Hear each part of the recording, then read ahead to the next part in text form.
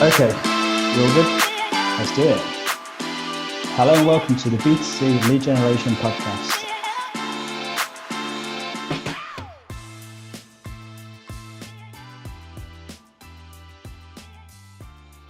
Welcome back to the B2C Lead Gen Podcast. My name is Daniel Hopewell here with Simon Delaney, and this is episode 41. It always comes back to quality. And to help us examine that idea today, we have Tim Roemer, CEO and owner of Leads.io, who is joining us via Zoom from somewhere in the Netherlands, I believe. How are you doing today, Tim? Really good. How are you guys? Good, thanks. Hey, the weather in the Netherlands looks as grey as it does in the UK. Yeah, we had a pretty bad summer. So, I think it's exactly the same as in the UK. You know, every time when I'm over in London, it feels like I'm home, you know, always rainy and a bit of a grey. But luckily, there's a lot of positive energy going around in the lead generation space. So happy to talk about it today with you guys. Brilliant. Oh yeah, pleasure to have you joining us. So thank you, we appreciate it. So to kick us off, Tim, I'm going to ask you a pretty basic question. How did you get started in this?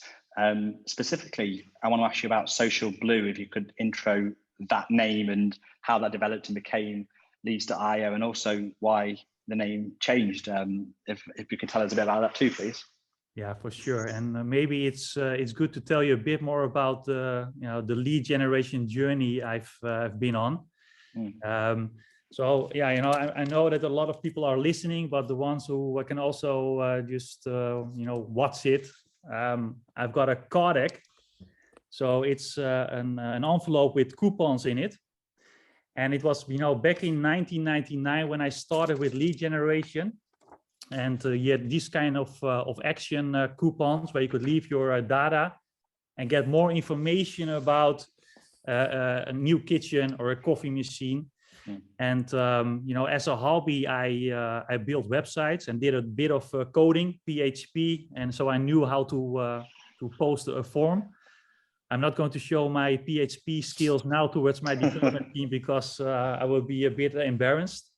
But I joined a print media company that did lead generation, and they had these type of envelopes with 32 cards in it. And always it was a struggle to fill out the last cards. And at one point, the owner of that company came up with the idea to introduce pay-per-lead. So just had a fixed amount, and when you reach specific volume, you had to pay a price per lead actually. And because of my website building skills, I told the owner, man, we have to do this online. What if we're going to build these type of forms online? So that was back in 1999, early 2000. And the owner of the company basically gave me the opportunity to build online forms. And that's how I started my lead generation journey. And I think it was early 2000. There was no Google, there were no social media platforms. So the channel that we used a lot was email marketing. So building email marketing databases to generate leads. And but I was always searching, ways to connect advertisers with potential customers, using email marketing in the days, using all types of affiliate marketing tools, used viral marketing games, to build up email marketing databases in the beginning. But I think it was early 2009 when I started with Facebook advertising. And back in those days, you only had the option to advertise on the right side of the page. It was already pretty impressive, but I didn't really have the feeling that I could create like a dedicated standalone business around Facebook lead generation. And it was in 2013 when Facebook launched a couple of options where you could basically push a message to every single Facebook user. And I thought, yeah, this is the holy grail, so we need to create a dedicated business around Facebook lead generation. And, before starting Facebook lead generation, I also worked a lot with sweepstake lead generation, co-recs, co-sponsoring. So I know a lot about, how to generate a lead. And back in the days, it just throwing the lead over the fence and just let advertisers figuring out how to convert that lead into a paying customer. And, starting the journey with Social Blue, we always focused on, high quality. And I was searching for a name connected to social advertising. So I decided to use the word social, and I thought, why not choose the color blue, because it sounds pretty good, social blue. And not important, pretty important was that I could also buy the domain name socialblue.com and socialblue.nl. So I decided to combine both, and basically bootstrapped the company with a dedicated focus on Facebook lead generation. And we were actually one of the first companies in the world to start with a dedicated focus on Facebook lead generation. So Facebook, they invited us to speak at events. We were invited to work as beta testers for new solutions. So it was a pretty awesome ride. So for the first years, it was 2013, we only focused on Facebook, and at one point Instagram joined. So we used Facebook and Instagram to generate leads.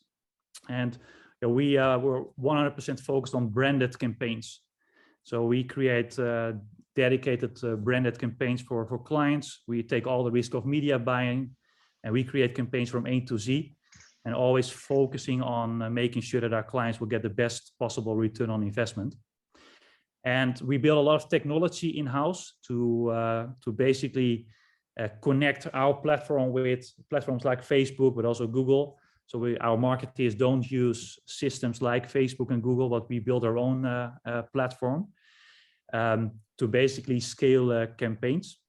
So technology was pretty important. And at one point, we also realized that there's so much more out there next to Facebook and Instagram. Clients were requesting us to get more leads in through new channels.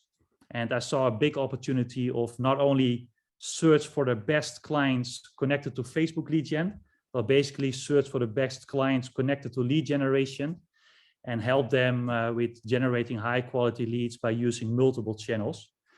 And that's why we decided to basically change our mission and not only focus on Facebook anymore, but use multiple channels. So early 2020, we bought a native and display advertising company that was 100% focused on lead generation. So that was like the first step of our mission to offer more channels next to Facebook and Instagram. And then we also reached the point that we thought, we could become part of one of the largest lead generators in the world, or we're going to try to become the number one ourselves. And that's something that I really liked. My passion is lead generation. So I just really, want to try to become the global leader in lead generation. And we decided that we need a new name because Social Blue was really connected to Facebook and Instagram. And that's why we decided to buy the domain name leads.io, because of the combination with tech, and we're using a lot of technology, and to really show the outside world our mission of trying to become the number one in the world. So it's a pretty long intro, but I've seen a lot of ups and downs in the lead generation world, and it's been a fun journey, and it still feels like the beginning. Yeah, I guess the name changes has driven that. Just a quick question: in the early days of the Facebook advertising, was it still you were building your own forms and driving traffic from Facebook to those forms, and then you connect like an API or deliver the leads to the clients in some ways? So exactly. It's kind of similar, but it was I guess the platforms have changed, the landing pages have changed, but it's interesting that the model hasn't really changed.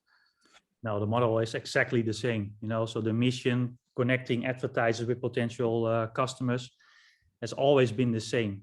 So in the early days, we used print, then we used email, then we used affiliates, and at one point Facebook. But we still create a dedicated branded campaign for clients, completely in the look and feel, and just try to convert that lead into a paying customer together with that client.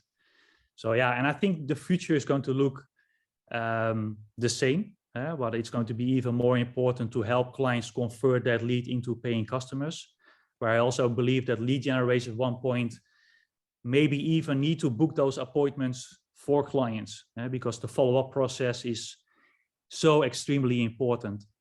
And using data to convert leads into paying customers, seeing the differences between channels, using technology to make sure that clients will get the best possible return on investment, is going to be key. Yeah, I've seen a lot of companies take sort of either booking appointments or that first stage of the transformation process from a lead to a potential sale, where they're doing it via text, some sort of chat bot, they're calling them themselves, purely because, exactly like you say, when it leaves the walled garden of leads.io or wherever, it becomes, you could just still be chucking it over the fence, right? Like, Yeah. you don't really know what the buyer of the leads is potentially going to do with it. And that's really what makes a lead good or bad in some respects. I think, it all starts with managing expectations. So whenever we're going to start with a new client, we always discuss, what do you expect out of the leads? Is it, if you're going to generate 1,000 leads, do you expect 1,000 appointments, or 1,000 paying customers? And that's the starting point. And especially when you're going to scale lead generation campaigns, it's crucial to have like feedback loops with clients so that you exactly can see, if one image or one video converts into more paying customers. I remember campaigns that we did for WWF in multiple countries, where we could really track, the conversion from an image of a rhino or an elephant. And there were huge differences, and I think especially when you're going to do more and more volumes, it's key, to really align with clients about what does that lead actually bring you. Yeah, I thought you meant the Wrestling Federation for a moment then. Oh, no. So yeah, the charity. Yeah, exactly, the charity. Cool. So Tim, we've had, I think this is our 41st episode. I think you're the first time a guest has come on and brought a prop with them. So thank you for that. That's a great way to intro into that. I love that. But the one thing I want to kind of ask you, and what I've kind of titled this pod, it came from, because when I looked at your website and did my research into this, the word that jumped out at me a lot was quality. You mentioned it a couple of times there. I kept seeing quality all over, and that was what you were offering. That's great. And we talk about quality all the time. But quality, I guess, means different things to different people depending on who you're asking and who you're looking for. So what I kind of want to know is, what does quality look like for you guys, and how do you ensure that the leads you are generating are high quality? So if you take a look at the leads.io group, so Social Blue is part of the group, and we recently acquired AWM Network in Denmark, who owns strong owned consumer and B2B brands like Green Match in the UK. For me, it's all about transparency. So I think that's really key. Whenever we publish campaigns, especially through Social Blue, we will always, explain and show clients what we're going to promote, because we are using the brand of the client. And I think that's really important, so that clients exactly understand, which images, which videos, which copy we are using, how the landing page looks like, so that they can use the angles that we are using in their call centers, in their internal teams. So I think, that transparency and that collaboration with clients is key, to make sure that we are generating high quality leads. Another important thing is transparency towards the consumer or the business decision maker, so that the consumer exactly understands what's happening next when he leaves his data. So the thank you page is something, and a lot of lead generators don't use the thank you page well enough, in my opinion. Really explain step by step what's going to happen next, and that they can expect a call within maybe a few minutes or a couple of hours. And I think transparency is really important on the consumer side, but also on the client side. So that's key. And again, managing expectations. So when we are getting our clients 1,000 leads, what do they expect out of it? And how can we make sure that we are going to reach the goals of our clients? And I think, a lot of lead generators are using a black box. So for a lot of clients, it's just completely, a question mark where the leads are coming from, which angles are used, which creatives. And I've never believed in that. I really try to be as transparent as possible. That's why we are using a client portal where you can see exactly, all the creatives, all the angles, all the sources that we are using. We even have like a brand report where you can also see the number of impressions that we have generated for your brand. So I think, transparency and a strong collaboration with clients is key, to focus on long-term partnerships. Because in the early days, we were really happy when we were generating leads. But nowadays, we want to make sure that the leads are ticking all the boxes so that we will get ongoing budgets from clients and we can work with them for the long term. And I think that's one of the biggest changes if you compare that with the early 2000s tools that we were using. Yeah, it's interesting. A lot of what you mentioned is sort of the same philosophies that I think in Dateable we follow, especially the sort of transparency piece. And it's what's interesting, I always think with personal data is it's actually technology that enables that transparency. So it's the technology that, as you mentioned, clients can access, that users understand exactly what's going to happen. And there's something I've mentioned before with thank you pages as well, that they're so underutilized, it's incredible. So what most people do, because they see it as just, we've got what we want now, and we'll just sort of dump, same logo on, and then not really just put thank you. But exactly as you said, it really gives you an opportunity to explain to the user exactly what the next steps are. So, for example, when, I don't know, if you get a lead into leads.io for a new client, or when we get a new lead coming in for Dateable, we really want them to understand exactly what the steps are, purely because it qualifies them. So there's no like hidden stones or no stones unturned, anything. It's the user knows, you're about to receive a text, you're going to get a call. And what happens is you just see the conversion rates go up because there's just no surprises at all. Yeah. And it's a really interesting thing in lead generation. I always think that it's like the less surprises you can ever give anyone, the more successful you'll be doing it. No, I think that's it. And again, focusing on the long term instead of the short term, just generate as many leads as possible, just send it to the client and see what happens. And I think that 95% of the lead generators are just focusing on getting those leads in instead of really focusing on the quality. And with the recently acquired company, AWM, they are qualifying all the leads, with an internal customer service team, just calling the consumers and the business decision makers, sending texts, starting WhatsApp conversations, and I think that's also going to be even more important towards the future. Making sure that those leads are qualified before sending them, to clients. Yeah. Seeing, the contact rates going down at call centers, especially if you take a look at the US market. I think, for lead generators, it's going to be vital to qualify those leads in the best possible way before sending them.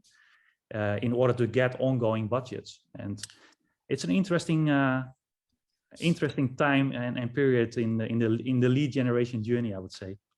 I've got this theory as well that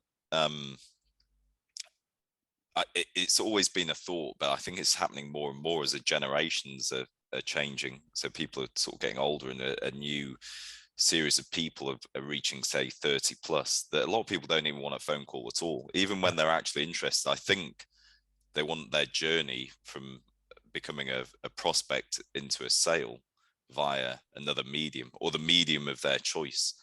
I think that'll be something that potentially plays out with lead gen. I could be wrong, but it's a lot of people now, especially they're coming to the ages where they're purchasing high ticket items, and so a lot of lead generation gets involved in that, and they're so used to not communicating over the telephone.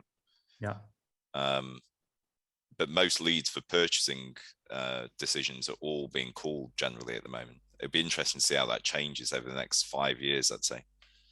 No, I agree. We work a lot for the hearing aid vertical, so for a lot of hearing aid providers.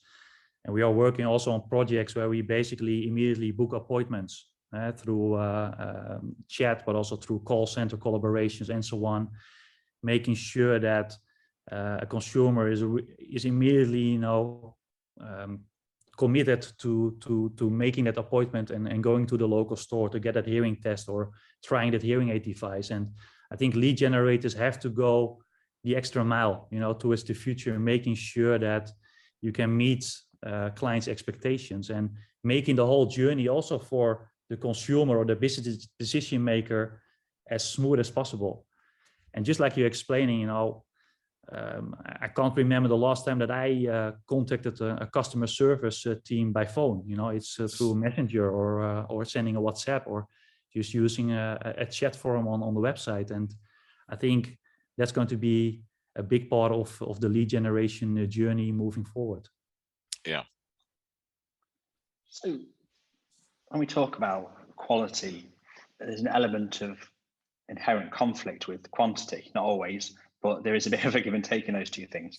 And for someone who's been in lead gen as long as yourself, have you noticed a change, especially from the perspective of the clients, in what they're looking for? Because I know, a few years ago, even people would just be all about getting as many leads as possible, but we've seen it now that people are more after quality. Is something you've seen change too?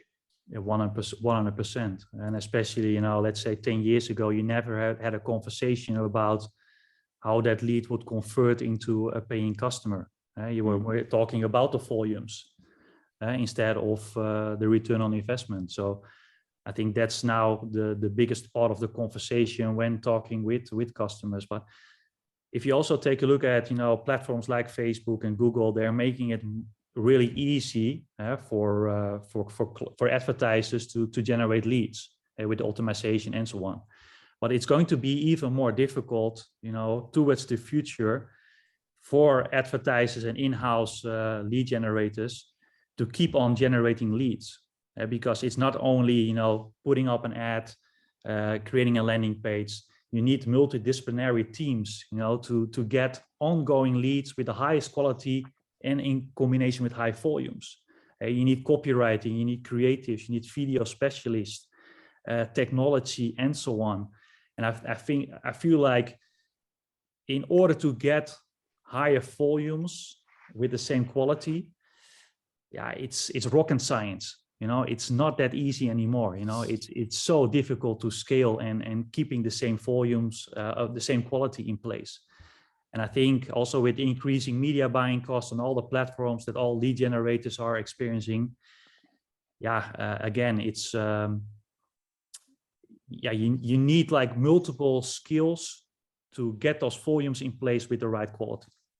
It's really interesting you say that, actually. It's we did a podcast, I don't know, 2 or 3 episodes ago, where we were talking about why people buy cheap data. Yeah. And one of the things is like the difficulty of lead generation, because it covers so many aspects of marketing. So, really technical side of marketing, development, creative side. It's sort of like, I can't think of another element of marketing that touches as many bases as like lead generation in terms of generating high quality leads, runs. And for brands, that is really difficult because they tend to, they'll have a marketing manager, and everything just sort of feeds off them. And a lot of it's all brand led rather than like the creation of prospect led. So how do you see the future then, I don't know, over the next 3-5 years in terms of lead generation and being like generated in-house at brands, being outsourced? What do you think will happen? So it's really interesting what you're saying, because that's always, the battle with when working with clients, because they would like to say how good their customer service is towards consumers, for example. That's not going to bring in a specific number of leads. So there's always like a tension between, the angle, the strategy that you're using to get those leads in, and like the brand awareness. And I think, that tension is always good to find that balance between volumes, between quality, between good return on investment. But moving forward, just like I explained a bit earlier, I think it's almost going to be impossible for the majority of bigger brands to generate leads in-house. We've seen it with customers that want to try it themselves. So they switched off campaigns at our site. They're going to do the lead generation in-house. Let's say that they paid like 40 euros a lead at our group. And at one point, they also realized that they had to pay like 80 euros or maybe 100 euros a lead to get the same volumes in. And without, the cost for all the FTEs that are working on the leads. And I think that moving forward, lead generators are going to be key, and we already see it. Creativity is the most important USP, to get the volumes in with the highest possible quality. And I feel like, that's only going to be more and more important, that you need to have all types of specialists in-house and technology to generate those leads in that convert into paying customers. And in-housing teams, I feel like they're going to get a really, really tough time, especially with all the increasing media buying costs on platforms. And that's why, I'm also so keen on building the group with leads.io, where we have, the paid solutions with Social Blue, but also owning strong consumer brands with top positions in Google, like Rematch, where we connect consumers with heat pump suppliers, solar suppliers. And, I think that lead generators have to become brands at one point. You need to create strong brands. You've nicked that from me, Tim. You're also using that? I've been saying it for years, going like lead generators need to become brands. I agree with you. I 100% exactly right. agree. That's always something that I'm also using internally, because you need to have that ideal mix between strong brands and paid solutions. And I feel like that's going to be really difficult for clients to do in-house. Yeah, no, I agree with you. So did you mention that AWM does B2B leads as well? Were you doing B2B leads previous to their acquisition, or? No, so we were 100% B2C focused, and AWM owns the brand Market Inspector. So they also have pretty strong positions on the UK market. So also offering B2B leads for like coffee machine suppliers and so on. And that's a really interesting market where it's more about the lower volumes and the higher CPLs, and trying to make that more scalable. It's an interesting add-on to our group. And have you noticed any similarities or differences between the B2B and B2C stuff since your acquisition, or is it still something that you're feeling your feet under there, sort of driving it, and you're going to see what happens? Yeah, I feel like, in the end, the conversation with, the client, if focusing on B2C or B2B, it's always the same. It's always managing that expectation, what do you expect out of it.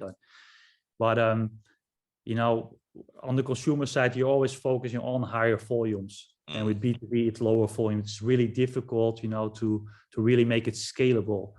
And that's something that's going to be also interesting moving forward, using different angles, white papers, and so on, to see if you can make it a bit more scalable. And I think that's one of the biggest challenges when talking about B2B lead generation, is making it more scalable and make it really interesting as part of the mix. Yeah. And just one other question of the sort of potential future as you see it. So there's two types of lead generating brands, I would say, or the brands that buy leads. So you've got the purchasing leads, so people are interested like right now, so it could be a hearing aid, a mortgage, a heat pump. And then you have the marketing stuff, which is like signing up to a newsletter or a download or something else. How do you see the like marketing qualified lead side goes? Do you think that will carry on in house with brands, or do you think that will become outsourced as well? No, I think it's the same in the end. It all depends on what's like a profile worth for the company. I feel like lead generators in general are able to get clients the highest possible quality for the best possible price. And with all the first party data, it's going to be key to invest again. And I think that's like the whole circle when I started with lead generation with email, building that strong email databases without focusing on volume, but really qualitative data that you can use from multiple sources, with generating them with the right permission, so that you can use them for multiple ways to stay connected. Yeah. And that whole lifetime journey is something that I also see that clients understand even more. It's not like a consumer immediately goes to buy that hearing aid device. It's first the awareness that, hey, I might have a hearing aid problem. But that's like the first moment that you want to start communicating with that consumer. And I feel that's like also a big shift in, let's say, the last 5 to 10 years, that brands are becoming more aware of the fact that they need to build, prospect databases themselves. Mm. Well, I think as well, just with the future of the way advertising is going and people's awareness of their sort of personal data and metadata, where they're getting, like banner ads and things, you can't help but feel that you almost need your own base of interested, like marketing qualified prospects in order, like that's going to be your future base, right, in which to like advertise on, because you're not really going to be able to push out in the same way advertising that you were previously, because of the stuff that's happening with Google and Apple and what, I don't know whether the same will happen with Facebook, but there'd be no better Facebook targeting for a brand or for a lead generator on behalf of a brand than uploading like their marketing qualified lists and hitting those with the higher intent, like purchasing lead coming in from it. That's the way I could see it going over the next sort of 3 years, maybe. I don't know.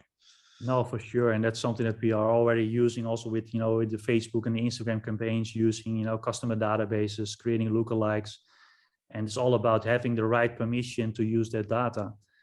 And I think, also for e-commerce companies, finding new ways, to build those profiles and build that prospect database so that you can, retarget them in a different way that we always have been doing, for the last, let's say, 5 years.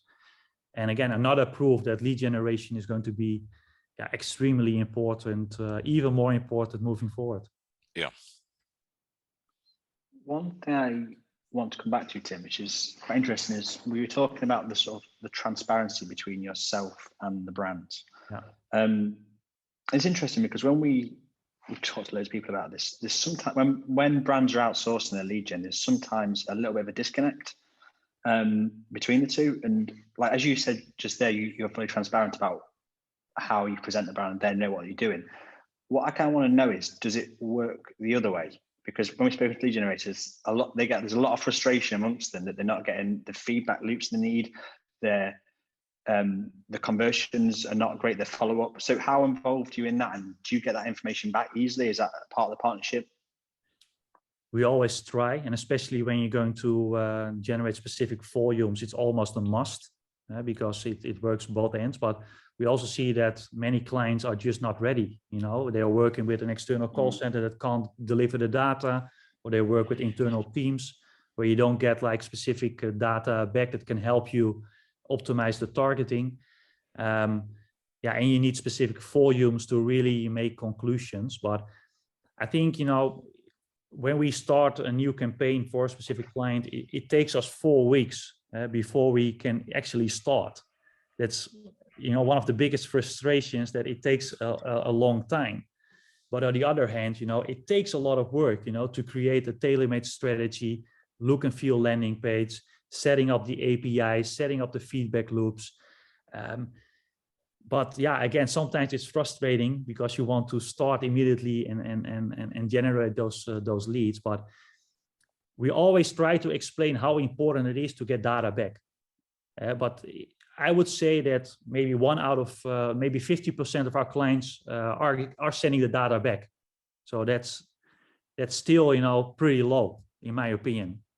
But it's getting there. It's definitely moving towards the right direction. And because we talk a lot about this, like with buyers or brands, they don't necessarily make the sort of things easy for themselves. I guess they're making their sales more difficult than they need to be.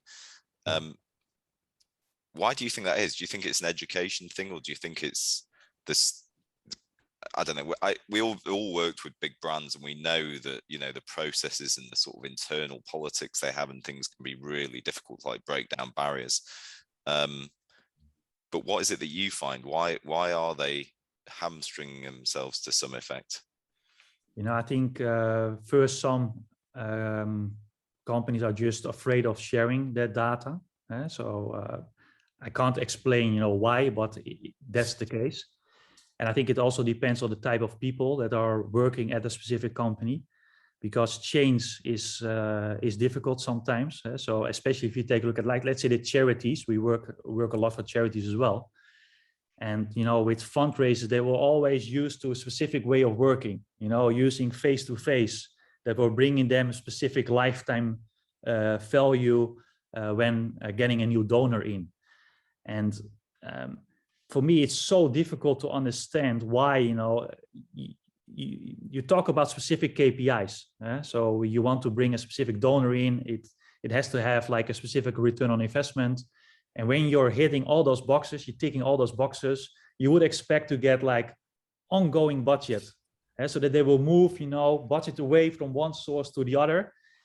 But they are also, I think, you know, sometimes afraid to really, you know, make that decision, being afraid of doing something completely different. And so yeah, it really depends on also the people that you're working with, and really try to educate them on how important it is, you know, to get feedback, because in the end, yeah, it will also help them to get a better return on investment, instead of us increasing CPL fees because we're not getting, you know, the right type of data back. Yeah, exactly, because that's what happens effectively. It's so you mentioned that you work with brands. Do you create tailor-made brands landing pages, so it'll be on behalf of the brand? Yeah. Do you can that be a struggle sometimes? So you'll want to implement like a certain design or a certain funnel, and their like brand guidelines might be slightly different. Is that why that can take a reasonable amount of time, I guess, as well? Or yes, that's always you know, a fun struggle. I can imagine, yeah. Because and sometimes I also, you know, have those type of discussions with my marketing team, because they have created like an awesome video or like an awesome angle that they really want to use. They really believe that it's going to help them getting a lot of new paying customers.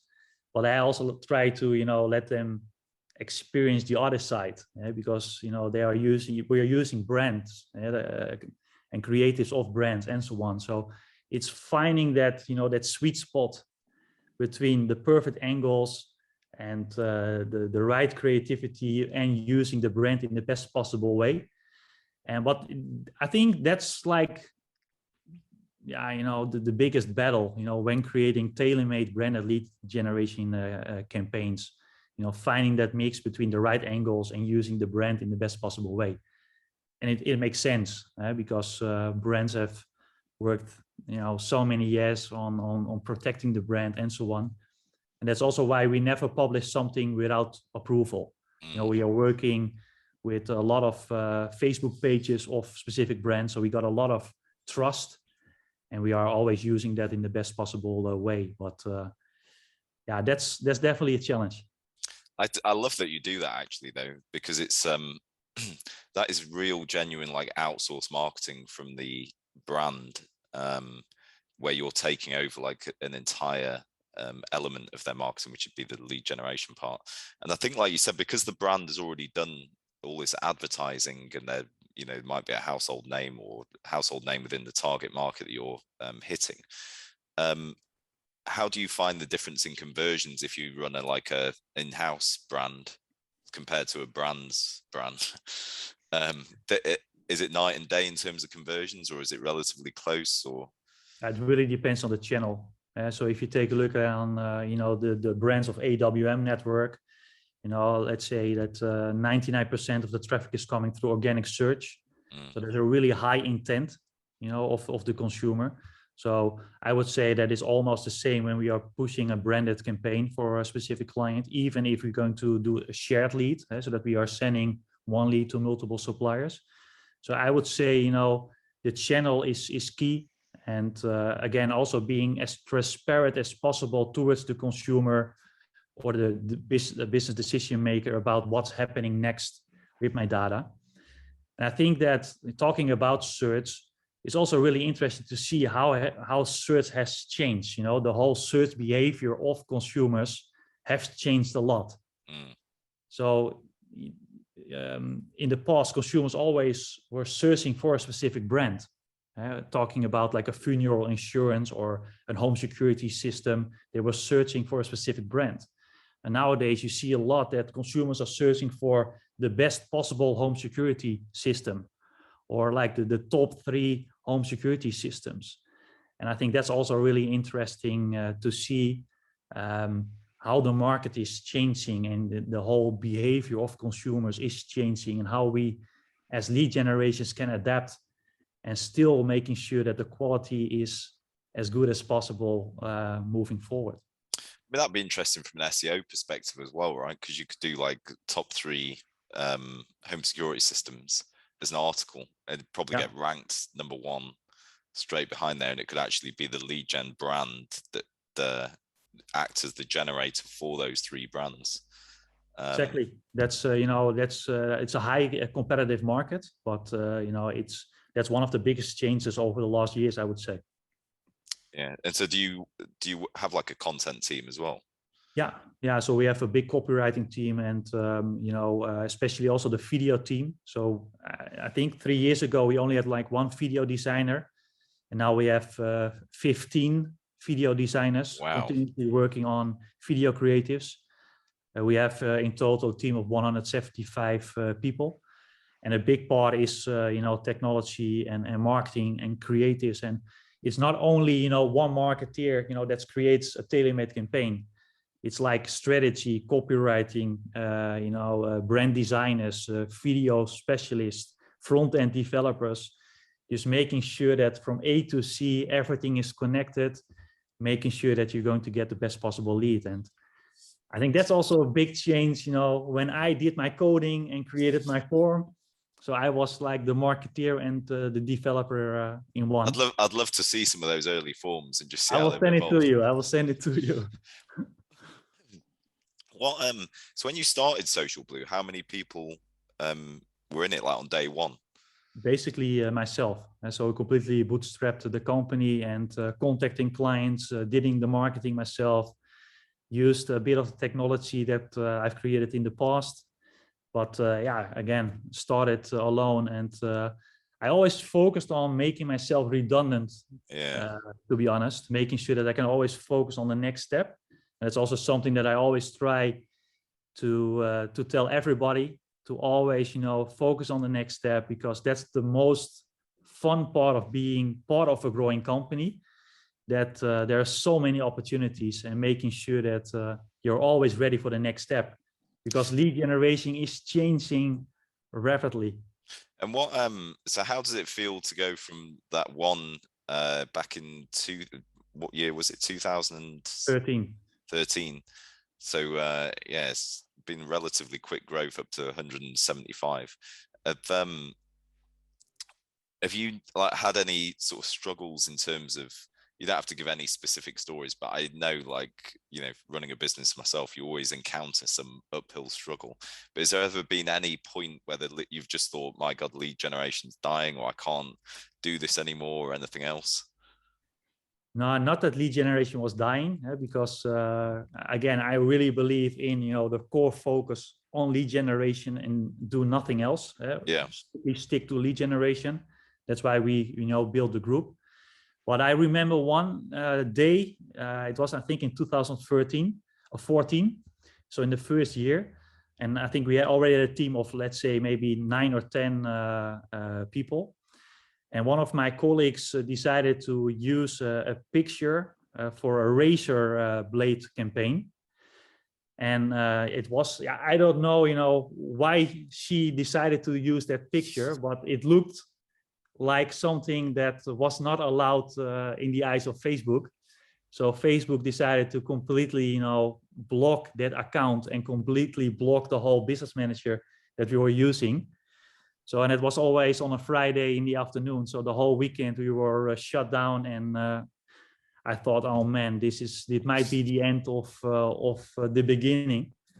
And luckily we had a pretty good relationship with Facebook, so we were up and running pretty quickly. But there were, one of the things that I really thought, man, it's tricky, and again, always be transparent and use the right type of creatives, using the right type of verticals, because that's also a big shady side of the lead generation business, using all types of verticals that I don't want to be connected with, to be honest.